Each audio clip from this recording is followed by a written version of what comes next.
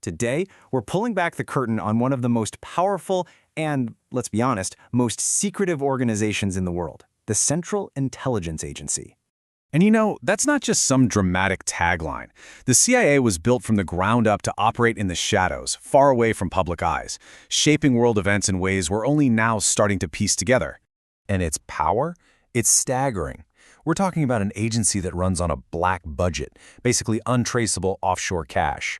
It has overthrown governments, fought silent wars all over the planet, and now it uses everything from killer drones to mind-bendingly complex algorithms. So, the big question is, how did this happen? How did a country that was founded on ideals of transparency and democracy end up creating an agency with such incredible clandestine power? Well, to figure that out, we got to go all the way back to the end of World War II. Okay, picture this. It's 1945. The world is just starting to rebuild, but a brand new conflict, the Cold War, is already heating up. The Soviet Union's Red Army has swallowed up half of Europe, and back in Washington, they're basically flying blind. They have no clue what Stalin's next move is. Now, what's really wild is just how mismatched the two sides were. America's wartime spy agency, the OSS, was filled with, well, amateurs. They were totally outplayed by the Soviet KGB, which was the absolute gold standard of spying. They were ruthless, incredibly disciplined, and seemed to be everywhere. So President Truman shuts down the OSS, but he pretty quickly realizes, we're dangerously exposed. And so, the Central Intelligence Agency is born. The real source of its incredible power is buried right here in the fine print. See, the law that created it was written to be deliberately vague. It gave the agency a mandate to perform other functions and duties. That little phrase? It was basically a blank check. It let the CIA do pretty much whatever the National Security Council told them to do. Of course, to do anything, you need cash. A lot of it. At the time, America's big public project was the Marshall Plan, a massive $13 billion effort to rebuild Europe. That's the number everyone saw, the one on the front page of the newspapers. But here's the secret sauce. Tucked away in that legislation was a clause that siphoned off 5% of those funds, a whopping $685 million, and sent it straight to the CIA. This was the birth of the Black Budget, a secret, off-the-books slush fund they used to bribe politicians and influence elections all across Europe. But here's the thing. All that money didn't buy them success. Not at first. The CIA's first few attempts to spy on the Soviets were just humiliating failures. Their own internal reports said their networks were fatally penetrated by KGB moles. The agency needed a win, and they needed it badly. So they pivoted. They focused on two things they could actually do well: toppling shaky governments and building incredible, untouchable technology. And this new strategy got its first big test in Iran. In 1953, the CIA launched Operation Ajax. An agent literally showed up in Tehran with a suitcase full of cash and followed this exact four-step playbook. Bribe officials, spread fake news, pay mobs to riot in the streets, and then get the military to take over. It worked like a charm, and this Tehran playbook became their go-to model for decades. At the same time, the agency knew it probably couldn't beat the KGB in the human spy game, so it leaned into what America does best: technology. The result was the U-2 spy plane, and this thing wasn't just a plane. It was a technological masterpiece. It could fly so high, I'm talking 70,000 feet, that the Soviets could see it on their radar, but they had absolutely no way to shoot it down.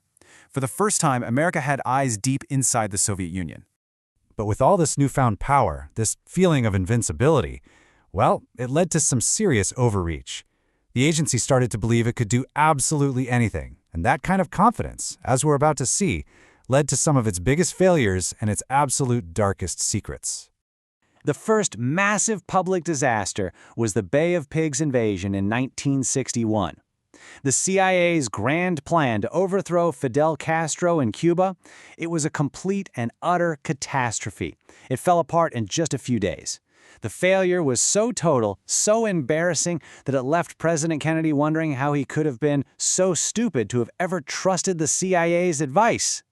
And the scandals just kept on coming. I mean, this slide barely scratches the surface. You've got the CIA backing a bloody coup in Chile, running a brutal assassination program in Vietnam called the Phoenix Program, and then there's the truly bizarre stuff, like Project MKUltra, where they gave LSD to unwitting American citizens, trying to create a real-life mind-controlled assassin. All of this really came to a head with the Iran-Contra affair. I mean, you couldn't make this stuff up. The scheme was just audacious. The CIA was secretly selling weapons to its sworn enemy, Iran. Then they laundered the profits through Swiss bank accounts to illegally fund anti-communist rebels in Nicaragua. It was an absolute mess. So when the Soviet Union finally collapsed in 1991, the CIA's main enemy was just gone. For a while, the agency was sort of adrift, not sure what its purpose was. Its budget was shrinking, it was having a full-blown identity crisis. And then came the morning of September 11th, 2001. And in a single moment, the CIA had a new, terrifyingly clear mission. In the aftermath of 9/11, all eyes turned to Iraq. The CIA produced intelligence that seemed to be a smoking gun, proving that Saddam Hussein was hiding weapons of mass destruction. This was the case they presented to the entire world with absolute confidence. There was just one huge problem. The intelligence was completely, totally wrong. After the invasion, no WMDs were ever found. It was a massive intelligence failure, driven by bad sources and intense political pressure, and it helped kickstart a war that would engulf the region for years. But that war also gave birth to a game-changing new weapon, the drone. Suddenly, the agency could wage war from thousands of miles away. Look at this comparison. It says it all. The old way of doing assassinations was messy, risky, and slow. The new way? It's clean. It's precise. A pilot sitting safely in a chair in Nevada can take out a target on the other side of the world in minutes. And that technological leap really catapulted the CIA into the modern era. The new battlefield wasn't a place on a map anymore. It was information itself. The most powerful tools weren't just spies on the ground, but massive data streams and incredibly powerful algorithms. The ultimate vindication for this new way of thinking? The hunt for Osama bin Laden. For a decade, the guy was a ghost. But in the end, it wasn't a human informant that found him. It was years and years of patient data analysis, of sifting through digital breadcrumbs that finally led the CIA to his compound in Pakistan. Now, a huge partner in this new era was a Silicon Valley startup you've probably heard of called Palantir. And get this, it was funded early on by the CIA's own venture capital firm. Palantir software was a true game changer. It could sift through billions of data points, phone calls, bank transfers, drone footage, and connect the dots, letting analysts not just react to threats, but actually predict them. And that brings us to today. The CIA now has a classified budget that's even bigger than it was during the Cold War. Its focus has swung away from counterterrorism and back toward powerful rival nations like China. The new frontiers are AI surveillance, cyber warfare, and hypersonic weapons. The agency is more powerful than ever, operating in a world that's more interconnected and, frankly, more fragile than ever.